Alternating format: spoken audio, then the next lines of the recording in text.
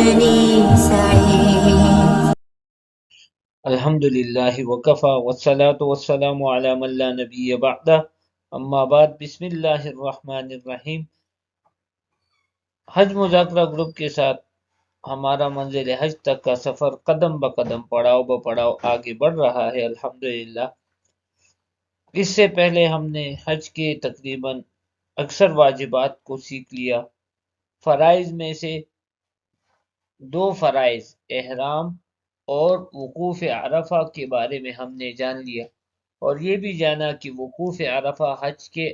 فرائض کے ساتھ ساتھ رکن بھی ہے۔ تو آج حج کے تیسرے اور آخری فرض جو حج کا رکن بھی ہے طواف زیارت کے بارے میں ہم جاننے کی کوشش کریں گے۔ تو 10 ذی الحجہ کی رمی، قربانی، حلق اور قصر کے بعد جو طواف کیا جاتا ہے اس کو طواف زیارت کہتے ہیں۔ اس کا ایک نام طواف افاضہ بھی ہے۔ یہ بات یاد رکھیں، اور ہم نے پہلے بھی بار بار ذکر کیا کہ رمی، قربانی اور حلق اور قصر میں ترتیب واجب ہے، لیکن ان تینوں کاموں کے بعد طواف زیارت کرنا یہ ترتیب میں واجب نہیں ہے۔ سنت ہے کہ ان تینوں کاموں کے بعد طواف زیارت کیا جائے، لیکن واجب نہیں۔ اس لیے اگر کسی نے رمی سے پہلے بھی طواف زیارت کر لیا، یا رمی اور قربانی اور حلق اور قصر کے درمیان کہیں طواف زیارت کر لیا، قربانی سے کے بعد حلق اور قصر سے پہلے، تو کسی بھی صورت میں دم تو واجب نہیں ہوگا، لیکن اس کا یہ عمل خلاف سنت ہوگا۔ کیونکہ سنت یہ ہے کہ 10 ذی الحجہ کی رمی کرنے کے بعد پہلے دم شکر یعنی حج کی قربانی کی جائے، اس کے بعد حلق اور قصر کیا جائے، اور اس کے بعد طواف زیارت کو ادا کیا جائے۔ لیکن یہ ترتیب سنت ہے، واجب نہیں ہے، لہذا اس کی چھوڑنے پر دم واجب نہیں ہوتا۔ جیسے پہلے عرض کیا کہ طواف زیارت حج کے فرائض میں سے بھی ہے اور حج کا رکن بھی ہے، اور اس کا وقت، مسنون وقت اور صحیح وقت 10 ذی الحجہ کی صبح صادق سے لے کر 12 ذی الحجہ کی سورج غروب ہونے سے تھوڑی دیر پہلے تک ہے۔ 10 ذی الحجہ کو طواف زیارت کرنا سب سے افضل ہے، اور 12 ذی الحجہ کے بعد یعنی 12 ذی الحجہ کی غروب آفتاب کے بعد اس کا کرنا مکروہ تحریمی ہے۔ طواف زیارت کی صحیح ادائیگی کے لیے چند باتوں کا خیال رکھنا ضروری ہے۔ سب سے پہلے تو یہ سمجھ لیں کہ طواف زیارت کا طریقہ وہی ہے جو عمرے کے طواف کا طریقہ ہم نے سیکھا ہے، اور عموماً اس طواف کے بعد سعی بھی کرنی ہوتی ہے۔ تو اب 2 صورتیں ہو سکتی ہیں، یا تو حاجی صاحب رمی، قربانی اور حلق اور قصر سے فارغ ہو چکے ہوتے ہیں، اور یا ابھی حلق اور قصر نہیں کیا ہوتا بلکہ حاجی صاحب حالت احرام میں ہوتے ہیں۔ تو اگر طواف زیارت ایسی حالت میں کر رہے ہیں کہ حلق اور قصر نہیں کیا، تو یقیناً حاجی صاحب حالت احرام میں ہے، لہٰذا مرد حضرات وہ طواف زیارت میں استباح بھی کریں گے اور پہلی 3 چکروں میں رمل بھی کریں گے۔ لیکن اگر رمی، دم شکر اور حلق اور قصر کے بعد طواف زیارت کیا جا رہا ہے، تو احرام کی پابندیاں چونکہ ختم ہو چکی ہیں، لہذا طواف زیارت میں استباح تو نہیں ہوگا، البتہ چونکہ اس طواف کے بعد سعی ہے، اور ہر وہ طواف جس کے بعد سعی کی جاتی ہے اس کے پہلے 3 چکروں میں رمل کرنا ہوگا، تو حاجی صاحب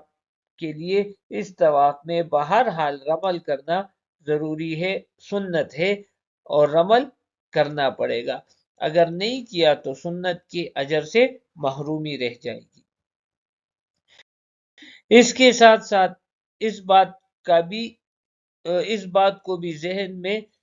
پکے طور پر بٹھا دیں کہ طواف زیارت حج کا فرض ہے، رکن ہے، اور فرائض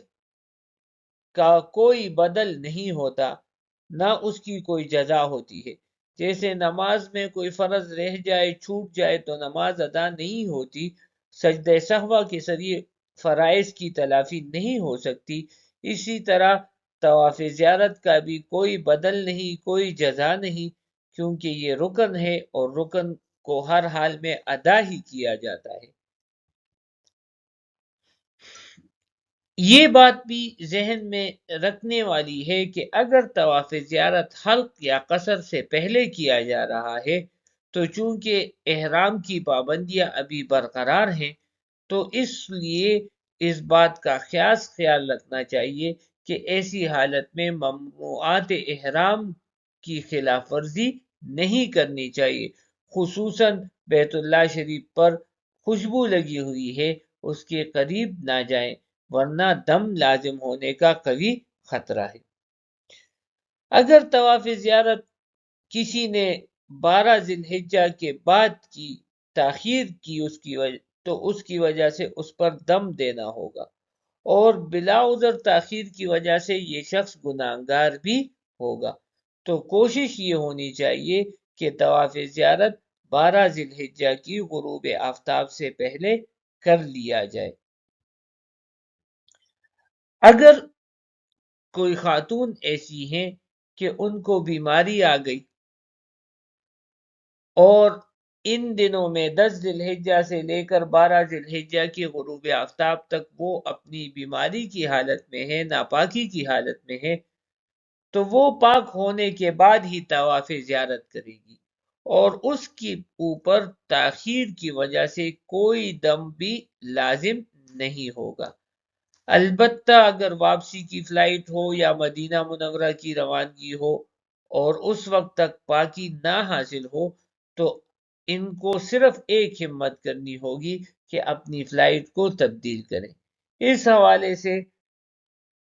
پاک حج مشن بہت زیادہ تعاون کرتا ہے، اور مختصر سی دفتری کارروائی کے بعد ایسے معاملات میں فلائٹ تبدیل ہو جاتی ہے، لہٰذا ایسی خاتون کو چاہیے کہ پاک ہونے کے بعد طواف زیارت کر کے اپنے وطن واپس لوٹے یا مدینہ منورہ جائیں۔ اس کے علاوہ جو صورت ہے تو چونکہ وہ انتہائی مجبوری کی حالت ہے، اور بظاہر انشاءاللہ ایسی کوئی مجبوری نہیں ہوگی، تو اس کو ہم یہاں پر زیر بحث نہیں لاتے۔ البتہ اگر کسی کو کوئی ایسی صورتحال آ گئی کہ فلائٹ تبدیل بھی نہ ہو سکے اور کوئی اور بات، تو وہ پھر اس کا حل اپنے قریبی علماء سے یا گروپ میں پوچھ سکتے ہیں، لیکن پہلی ہماری ترجیح یہی ہوگی کہ فلائٹ تبدیل ہو جائے۔ اسی طرح یہ بات بھی ذہن میں بٹھا دینی چاہیے کہ جب تک ایک حاجی نے طواف زیارت نہیں کیا تو اس کے لیے اپنی زوجہ محترمہ حلال نہیں ہوتی، چاہے کتنا بھی عرصہ گزر جائے، سالوں سال گزر جائے۔ تو اس وجہ سے یہ بات ضروری ہے کہ طواف زیارت ہر حال میں کرنا چاہیے، اور اس کے بغیر حلال ہونا ممکن نہیں۔ ایک اور اہم مسئلے کی طرف آپ کی توجہ دلانا بہت ضروری ہے کہ طواف زیارت سے پہلے اور وقوف عرفہ کے بعد کسی نے ازدواجی تعلق قائم کر لیا تو اس کی دو صورتیں ہو سکتی ہیں۔ اگر یہ ازدواجی تعلق حلق اور قصر سے پہلے قائم کیا تو اس کے اوپر بطور جزا بڑا جانور لازم ہوگا بدنا، جو 7 حصوں والا ہوتا ہے، یعنی گائے یا اونٹ۔ اور اگر یہ ازدواجی تعلق طواف زیارت سے پہلے اور حلق اور قصر کے بعد کیا تو اس کے اوپر بطور جرمانہ کے چھوٹا دم یعنی بکری یا دمبا وغیرہ لازم ہوگا۔ البتہ چونکہ طواف زیارت سے پہلے یہ وقوف عرفہ کر چکا ہے، اس لیے اس کا حج فاسد نہیں ہوگا، اور یہ بھی نہیں ہوگا کہ وہ طواف زیارت کو چھوڑ دے گا۔ طواف زیارت اسے بہرحال کرنا ہوگا، طواف زیارت ساقط نہیں ہوتا۔ اس لیے ہمارے اپنے تمام حجاج کرام سے یہ درخواست ہے کہ 10 ذی الحجہ کی رمی کے بعد اگر آپ اپنے بلڈنگ جاتے ہیں اور قربانی کا انتظار کرتے ہیں کہ قربانی کی اطلاع آئے گی تو ہم طواف زیارت کریں گے، اور وہ اپنی بلڈنگز عزیزیہ، بطحہ قریش یا کوئی بھی جو ان کی بلڈنگ ہو اور ان کے ساتھ اپنی فیملی ہو، تو ان کو بہت زیادہ ازدواجی تعلق کے بارے میں احتیاط سے کام لینا ہوگا، ورنہ ان کے اوپر خدا نخواستہ بدنہ یا دم لازم ہو سکتا ہے۔ تو اللہ جل شانہ سے دعا ہے کہ ہمیں صحیح طریقے سے تمام اعمال ادا کرنے کی توفیق عطا فرمائے، خصوصاً طواف زیارت سنت طریقے کے مطابق ادائیگی ہمارے لیے آسان بنا دے اور ہمارے تمام اعمال کو قبول اور منظور فرما دے۔ آمین یا رب العالمین، وآخر دعوانا ان الحمد للہ رب العالمین۔